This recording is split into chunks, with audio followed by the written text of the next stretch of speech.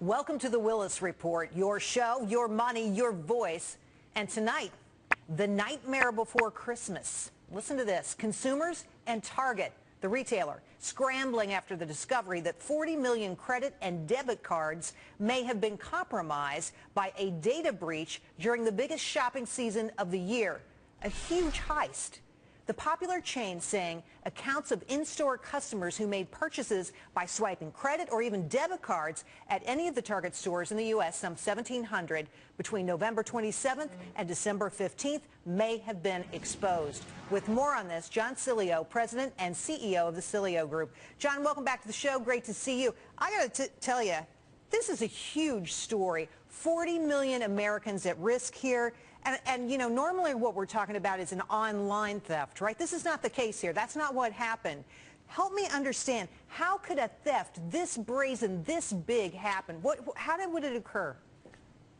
You know, yeah, having it happen at the point of sale when you're there scanning your card through, that makes it a very different breach. I'm pretty certain that what happened, it must have been at corporate headquarters in the IT department. There was a system-wide injection of a virus, of malware, that then propagated to every one of those little scanners at every one of the 1,800 Target stores across the country. It's amazing. You know, I've read that other possibilities for the way this might have happened, how it's happened in the past, is that thieves actually go in and steal the cash registers, right, and do their work and put the cash registers back into the stores before they open. Otherwise, you know, it's a situation where they're changing the software on these machines, on these systems, by faking it. And let me tell you, I find this deeply disturbing because at the point of sale, Target should be watching my money, and I don't think they are.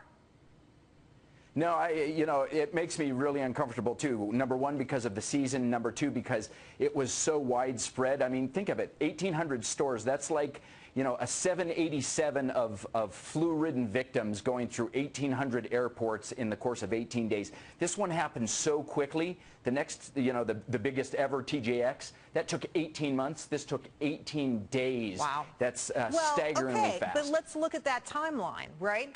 Because, you know, you gave them props for reporting quickly, but the people they reported to was not the public. We didn't get that info. The authorities got the info. And there's a lot of talk among people like you and people in internet circles who were saying, hey, they should have told us sooner. Absolutely. The company should always tell, not just for us, the consumers, but for their brand image. I mean, this was broken by Krebs on Security on Wednesday. Right. And you're right. They should have told us this on Thanksgiving Day if they knew it then, because you shut it down, you do a lot better for your brand. It's a nightmare when they hold this data out. It's been 22 days, more than 3 weeks since this thing started, and we're only hearing about it now. What's even more disturbing, I believe, is that Target didn't even find this out on their own. They had to have their credit card processors tell them.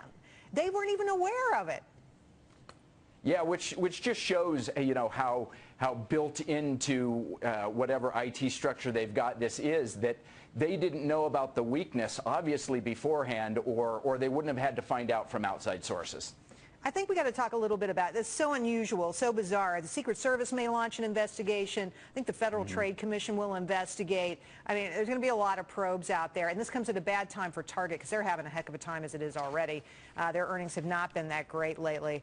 And, you know, this will cause people to trust them less. Do you think trust is a big issue in this?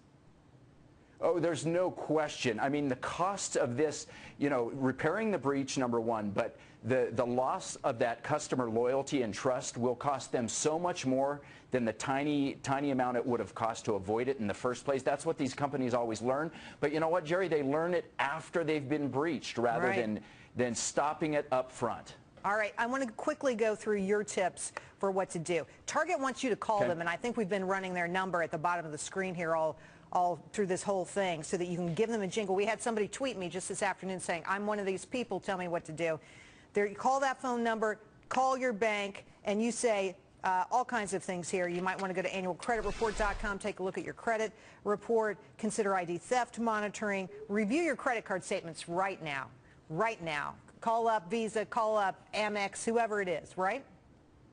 No question. And if you have any question whatsoever that you might be breached, cancel the credit card. If it's a debit card, you just go out and cancel it, because those debit cards link directly to your bank account. So if that data was stolen, they have the potential of taking everything out of your account, not just charging up on your credit card. Wow, John, so I didn't even think of that. Don't hesitate. Good point, good point. I'm sure people are thrilled to hear that they have to cancel their credit card and their debit cards at this time of year. Thank you very much. Unbelievable. You bet. Happy holidays to you. Merry Christmas, John. Thanks for coming on.